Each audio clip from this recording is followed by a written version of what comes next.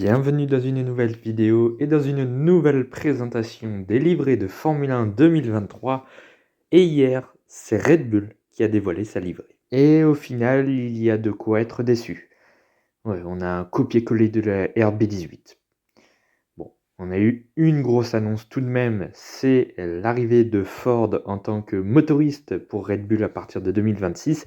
J'en parlerai un tout petit peu plus tard dans la vidéo.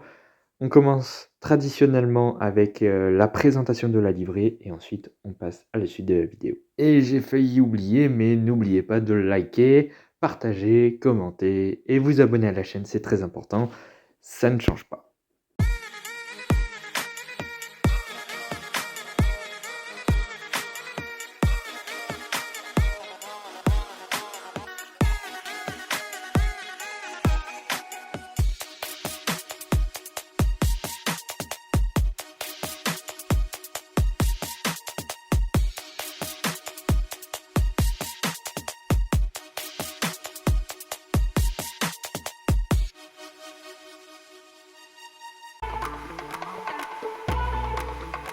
Voilà donc la RB19 qui roulera cette saison avec Max Verstappen et Sergio Perez. Bon, je crois que cette partie où on va présenter la livrée, et les changements par rapport à 2022, ainsi que les différences techniques par rapport à la voiture de 2022, je crois que ça va être très rapide. Niveau couleur, c'est les mêmes. Niveau sponsor, c'est les mêmes ou quasiment les mêmes. En tout cas, il y a peut-être 2 ou 3 sponsors qui changent, mais enfin bon, c'est pas la folie, c'est complètement un copier-coller de la voiture de 2022. Niveau technique, il y a rien du tout parce que là aussi, c'est un copier-coller de la voiture de 2022. Ils n'ont pas fait voir leurs évolutions pour 2023. Bon, bref, on passe à la suite parce qu'il y a rien à dire en fait. En revanche, hier, on a appris que Ford revenait en tant que motoriste à partir de la saison 2026 pour motoriser les Red Bull. Et oui, ce ne sera plus Honda. Donc Honda va se retirer à partir de 2025. Alors, apparemment, Honda devrait rester en Formule 1 en 2026. Avec qui, je ne sais pas, je vous avoue que je suis un petit peu dans le flou là-dedans. Mais si vous avez des éléments de réponse, eh bien, n'hésitez pas à me les faire savoir en commentaire parce que je suis un petit peu dans le flou là-dedans. Est-ce que Honda va continuer au-delà de 2025? Je ne sais pas. Est-ce que AlphaTauri sera motorisé par des moteurs Ford à partir de 2026? Là aussi, je ne sais pas trop parce que pour le moment, l'officialisation s'est faite entre Red Bull et Ford, mais pas encore d'officialisation avec AlphaTauri. Peut-être que ça arrivera au moment de la présentation de l'AlphaTauri 2023, je ne sais pas. À l'heure où je tourne, c'est peut-être beaucoup trop tôt pour réellement parler de tout cela, de Honda. Voilà, on est à quelques heures après l'officialisation au moment où je tourne. En revanche, le partenariat entre Red Bull et Ford, ça s'annonce très intéressant et surtout ça fait un 6e motoriste pour la saison 2026 aux côtés de Mercedes, de Ferrari, de Renault, de Audi évidemment également, de Honda apparemment et donc Ford.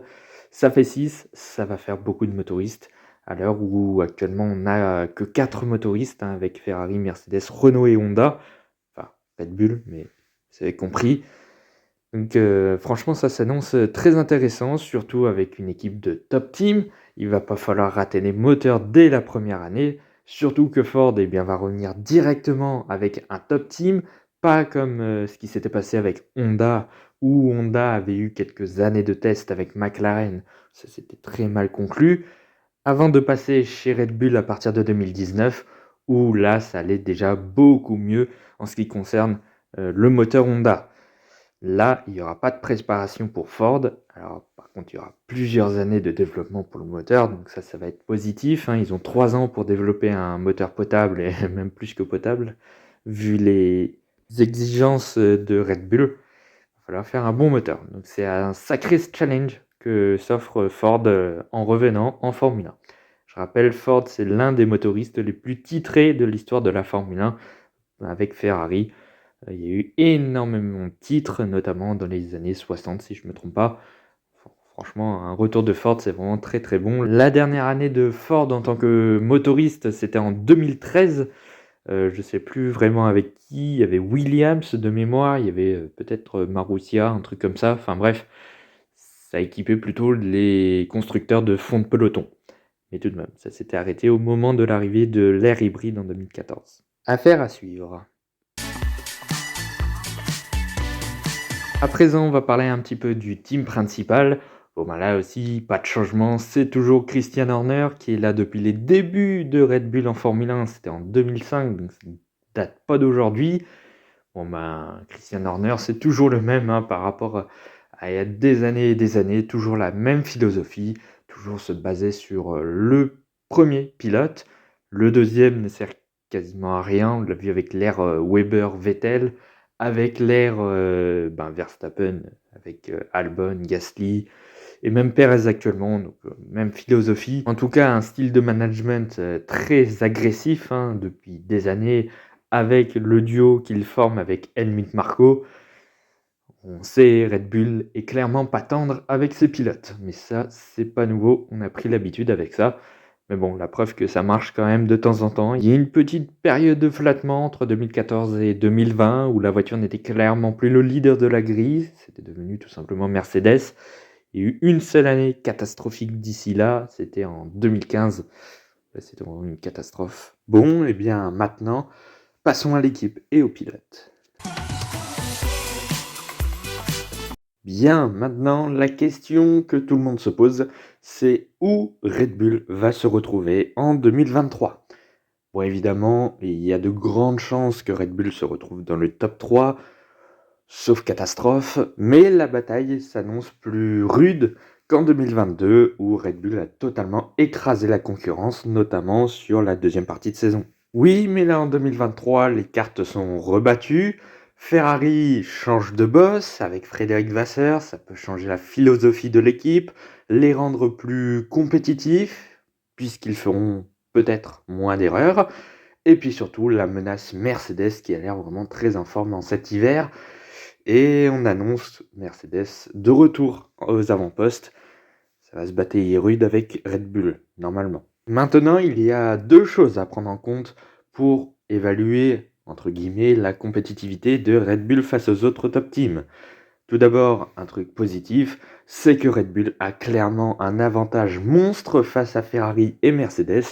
Ils partent de la base de 2022, qui est vraiment une très très bonne base, c'est tout simplement la meilleure base de voiture pour développer la voiture de 2023. Oui, mais il y a encore un truc négatif, c'est le budget cap qu'ils ont dépassé et la pénalité qu'ils ont eue il y a quelques mois maintenant. Bon, je reviens pas sur la pénalité financière, je pense que ça les impactera pas vraiment, c'est surtout la pénalité sur la soufflerie, moins 10%. Ouais, si vous connaissez pas le système, eh bien ça part de la dernière écurie qui aura un temps de soufflerie supérieur. Ensuite, on continue dans le classement et la première équipe, donc Red Bull, avait de base le droit à 70% de tests aéros. Eh bien, ce quota a été réduit de 10%, ce qui fera 63% de tests aéros seulement pour la saison 2023. En comparaison, Ferrari aura 75% de soufflerie et Mercedes 80%. Ça fait quand même un petit écart. Selon moi, c'est mon avis, je pense que Red Bull sera toujours la favorite en début de saison, mais à voir au cours de la saison sur le long terme si Mercedes ou Ferrari, ou les deux d'ailleurs, pourraient rejoindre Red Bull et peut-être même les dépasser. Maintenant, il va falloir capitaliser sur le début de saison. C'est là où Red Bull aura le plus de chances de victoire, je pense. À moins que le temps de soufflerie ne les impacte pas vraiment. On verra bien. Ouais, c'est une question qui revient souvent. Est-ce que le temps de soufflerie va réellement impacter Red Bull? C'est une question où on n'a pas vraiment de réponse. Alors Red Bull dit que oui, Mercedes, Ferrari, machin disent que non. Bon, voilà, il y a toujours les pro Red Bull, les anti Red Bull, etc., etc. Bon, je reviens pas là-dessus. Donc c'est une question assez difficile. On verra tout simplement ce qui se passera en 2023. Évidemment, si l'on parle en termes d'attente pour Red Bull en 2023, Eh bien, c'est tout simplement de remporter les 2 titres mondiaux comme ils l'ont su faire en 2023. Mais comme je le disais tout à l'heure, ça va pas être une partie facile.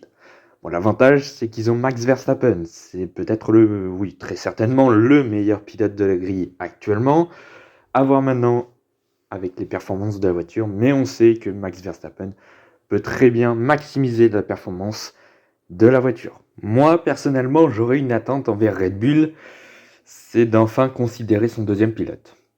Ouais, ce serait pas mal quand même. Sergio Pérez, ça reste un très bon pilote, en tout cas un bon pilote, qui ramène des points et il a joué le titre de vice-champion du monde jusqu'au bout, certes grâce aux erreurs de Ferrari et de Leclerc, mais tout de même, il a vraiment été solide en 2022 et ça j'en parlerai tout à l'heure là aussi. Mais là, il va falloir vraiment compter sur les 2 pilotes et pas seulement un des 2 parce que là, le titre constructeur, ça va être plus difficile d'aller le chercher si il n'y a qu'un des 2 pilotes qui peut faire des bonnes performances. Parce que Ferrari et Mercedes seront très certainement plus proches de Red Bull en 2023. Mais bon, est-ce que Red Bull va combler mon attente?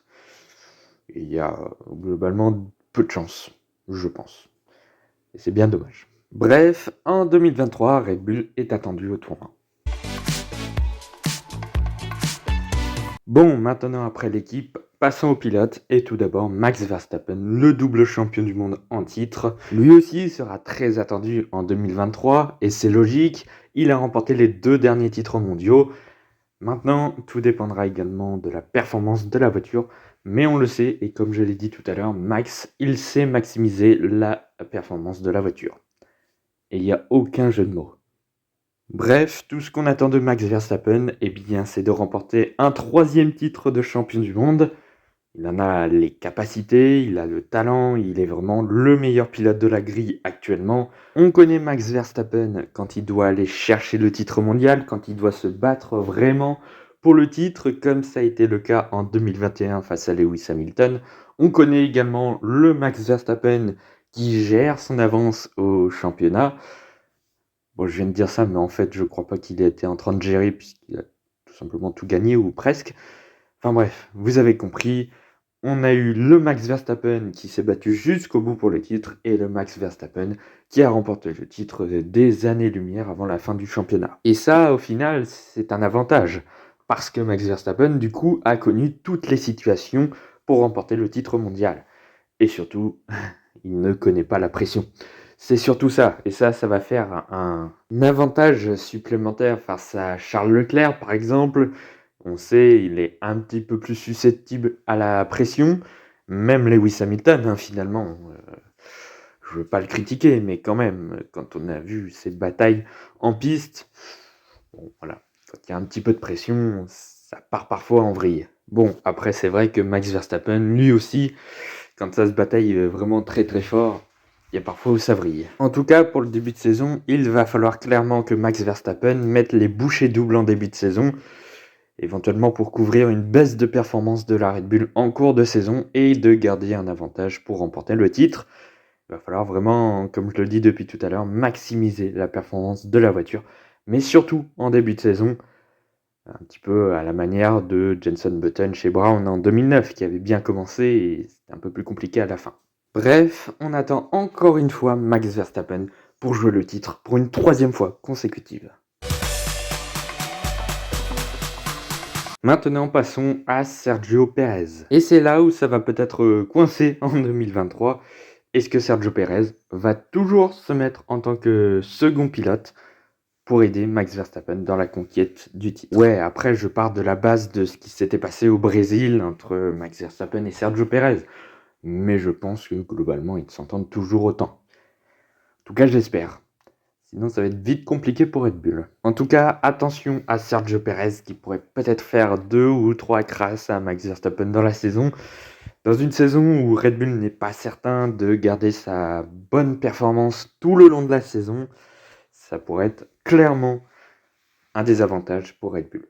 Et du coup, dans le même temps, également un désavantage pour Sergio Pérez. Ouais, s'il n'obéit pas aux ordres de Red Bull, ça va vite chauffer en interne et je peux vous dire que le premier qui va dégager, c'est pas Max Verstappen, très certainement pas, ça va être Sergio Pérez.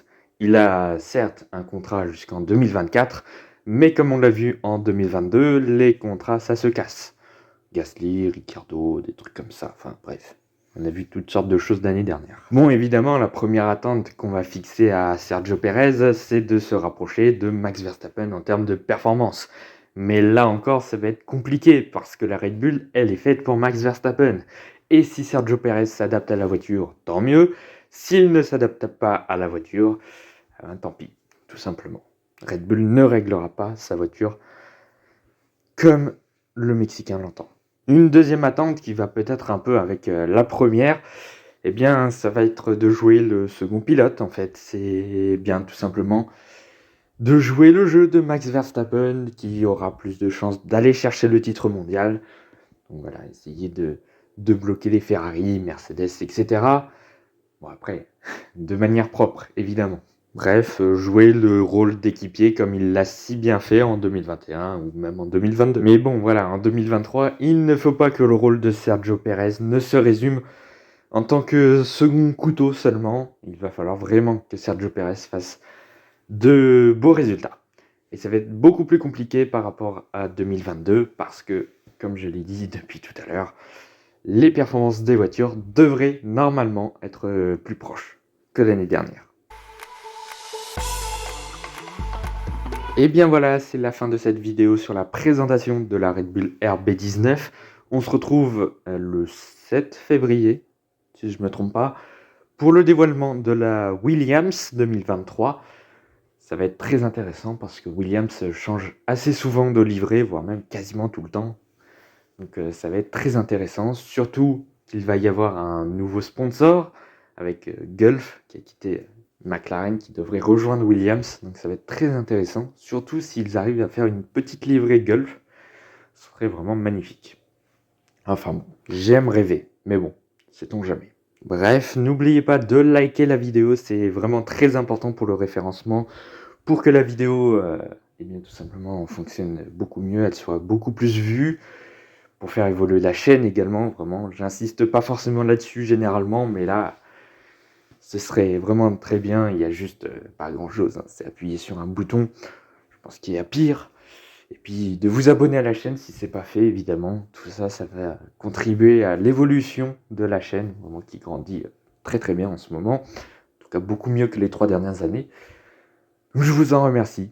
Et bien voilà, on se retrouve dans quelques jours pour la prochaine livrée de Formule 1 2023.